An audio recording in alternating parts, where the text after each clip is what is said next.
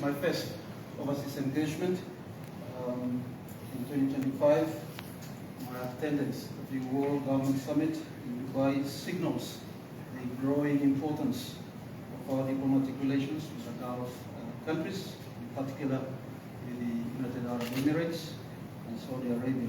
I'm pleased to speak to the outcomes of the summit and associated bilateral meetings that I had in Dubai, United Arab Emirates. My attendance enabled me to not only participate in several summit sessions, but also allowed me to conduct several very important and rewarding bilateral meetings at the margins of the summit.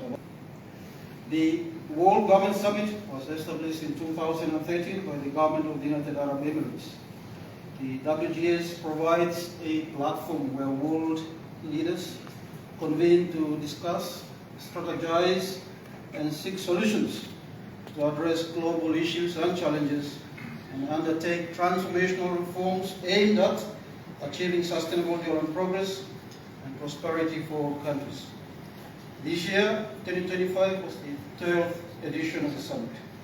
This is the first time Solomon Islands attended the summit following the invitation from His Highness Sheikh Mohammed bin Rashid Al Maktoum, the Vice President and Prime Minister of the United Arab Emirates and ruler of Dubai. The theme for this year's summit is Shaping Future Governments. More than 30 heads of states and governments, over 80 international organizations, 140 government delegations, and 6,000 participants, including leading global experts, attended the summit. The 12th edition of the WGS focused on 6 key themes as follows: effective governance and accountability, financing the future and the global economy, climate, crisis mitigation and resilient cities, human-centric futures and capacity building, global health transformations and emerging frontiers and the future. Addressing various aspects of these themes were 8 plenary sessions, with each plenary covering between 4 to 6 topics and speakers. 21 forums, with each forum covering 6 to 8 different topics, presented by multiple speakers.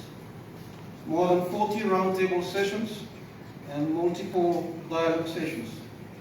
In addition to participating in several of the sessions, I was asked to speak at the plenary session on climate, crisis mitigation and resilient cities on the topic preparedness versus response. How effective are government strategies, as well as at the tourism roundtable.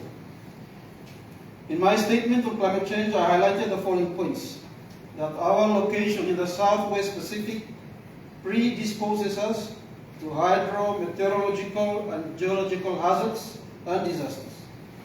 We are faced with multiple crises driven by nature-induced forces as well as man-made ones such as climate change. Our small economy and limited ability to influence global trends and forces heighten our vulnerability to global economic shocks and crises. The effectiveness of our preparedness and response strategies is intricately linked or connected to our development needs and challenges. The key messages were that whilst we are not responsible for the factors causing climate change, yet we are at the front line of the impacts of climatic events, which are increasing in frequency and magnitude. Crisis preparedness and response strategies alone are inadequate without recovery.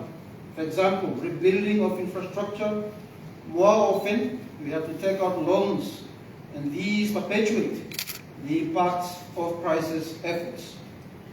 We are not getting the support from the international community that we require to help operationalize our strategies and climate future-proof our critical and social infrastructure.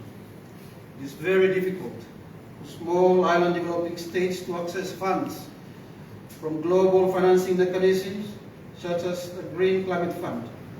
More efforts needs to be directed to making such funds more easily accessible. Otherwise, there is no point in setting them up if they cannot reach where they are most needed or intended to reach. In my remarks at the Tourism Roundtable, I shared the government's vision for tourism in the coming decades to foster a model of tourism that ensures environmental sustainability, cultural preservation, and community empowerment while driving economic growth. I also highlighted our 2035 goals to increase visitor arrivals to 100,000 per annum. Secondly, boost tourism's contribution to GDP. Thirdly, increase employment opportunities for local Solomon Islanders in the tourism sector. Expand and improve quality room inventory and build a highly trained and skilled tourism workforce. I further highlighted to partners present that to achieve these targets, the government has prioritized 6 pillars of interventions, namely investment in infrastructure and connectivity, sustainable tourism development, destination marketing and promotion, regulatory and policy reforms, public-private partnerships, and international collaboration, and invite global partnership and investment. In total, there were about 200 interactive sessions addressed by 300 plus speakers. We understand 30 strategic reports will be produced with the summit international knowledge partners.